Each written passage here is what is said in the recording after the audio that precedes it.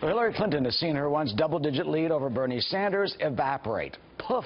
In California. You know, the two now locked in a virtual tie in that state, and the Clinton family blitzing California in an effort to try and hold off the Vermont senator.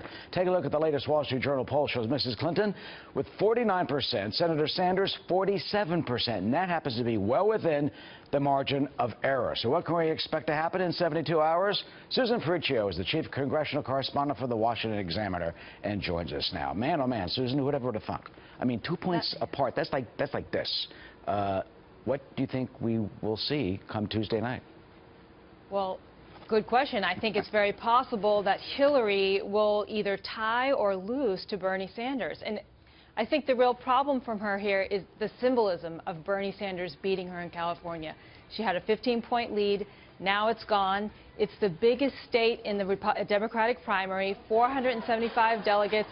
And so it's a big deal if he wins. And I think it further demonstrates that Hillary Clinton is not a perfect candidate for Democrats, that there are a lot of people who want somebody else. You know, why? Why do they want somebody else? So it's a big symbolic issue for her, I think. But it's only 475 delegates, right? But they'll probably split it down the middle. It may not give him that much of a delegate lead.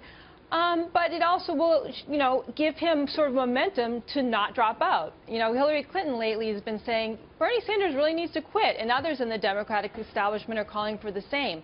But if he wins California, you know, how can you tell him to drop out? You know, why not stay in until the convention? And that's certainly not good for Mrs. Clinton. And I mean, he's warning about that. He's already saying that they're going to go back to Vermont on Wednesday and see, you know, what happens Tuesday night. But he's saying they're going to the convention. He says there's going to be a contested convention, that they're going to start rounding up some of the superdelegates and try and poach them away from Hillary Clinton. But at the same time, she's so far ahead in the superdelegates, and she seemingly, under the math, has this whole thing already locked up. So how do you go into the convention potentially with a candidate who has suffered so many big losses? Well, I think what you say is really true about the delegate math. She's got more than 700 delegates on him at this point, and so mathematically it would be really impossible. However, there are circumstances that might make it possible for Bernie Sanders to somehow, you know, snatch victory away from Mrs. Clinton.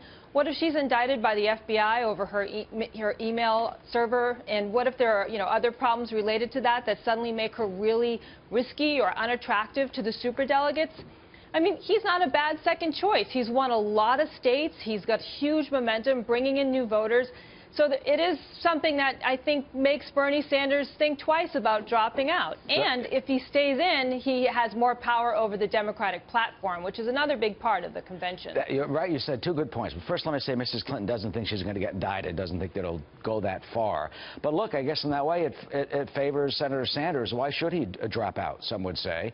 You know, he would have, as you said, influence on the platform come during the convention, as well as influence his legacy in the Democratic Party.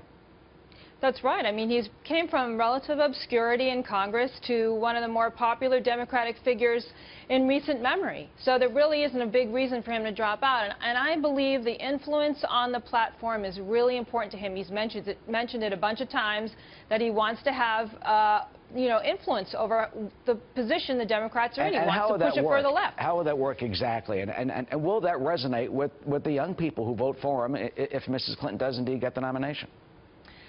My historical viewpoint on this is that it doesn't really make a big difference once they get there and they put the platform out. You know, it doesn't really hold sway over what happens in the general election. Here's where I think his influence is important. Mrs. Clinton needs Bernie Sanders voters. She doesn't want them to stay home, especially given the momentum that Donald Trump has. So I think that's going to influence her to adopt his attitude and policies about some things. And that, honestly, he's already accomplished. He's already done that because he's got all these new voters out who are really committed to him. So getting to the convention at this point, I think, is almost not even important to him. How do they stand on the stage at the convention potentially, you know, holding their hands up, and with the Senator Sanders saying, okay, vote for her, everything I've said the last, you know, 9 months, I don't pay attention to it? I think he'll do it. I mean, if we're going to see Marco Rubio and Donald Trump on the stage together, then I have a feeling we'll see Bernie Sanders and Hillary Clinton uniting, just hoping for a victory in November. Yeah, I mean, I covered 1992, the Clinton campaign. Man, oh man, Jerry Brown. Wow. He was like the Bernie Sanders back then. Guess who's endorsed Hillary? Susan. That's right. Absolutely. Thank you so much.